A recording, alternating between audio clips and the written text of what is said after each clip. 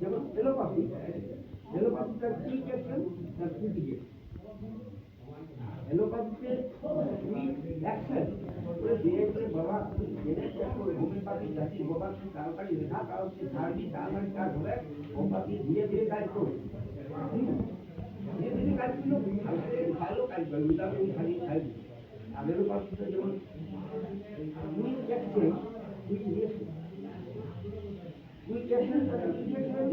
আর হোমিওপ্যাথিতে ধীরে ধীরে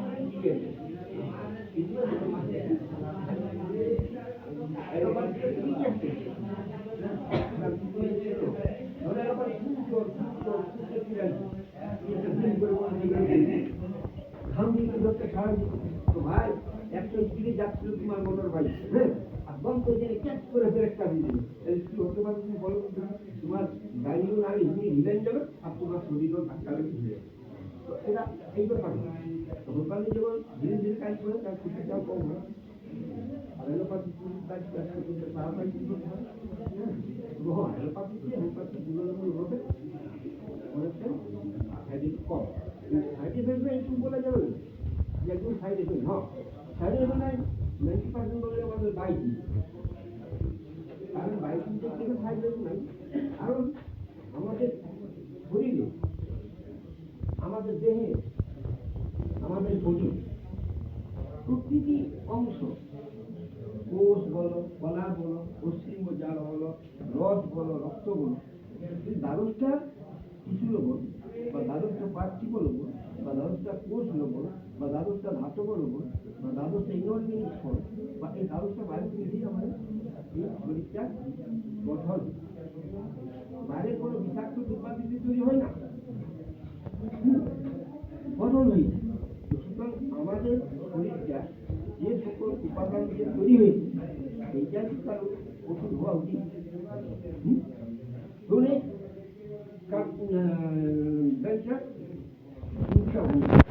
ঠিক আছে এবার এটা কি বাঁধি জড়ানো যাবে বাঁধি জড়ানো যাবে এটা যেমন ভাবে কাজ দিয়ে আমি সেটাই করা যাবে এবার এটা যদি বাঁধ দিয়ে জড়ায় কোন থাকে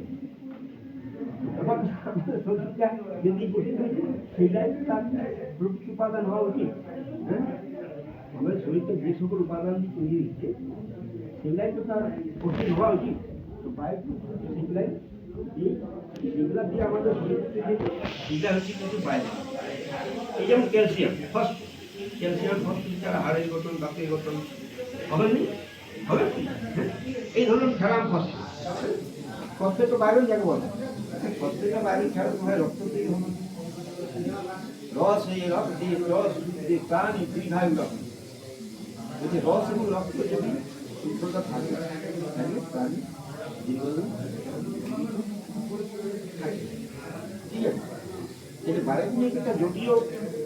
ছোট বিজ্ঞান যা দস্যুর মতো সায়েন্টিফিক বা বৈজ্ঞানিক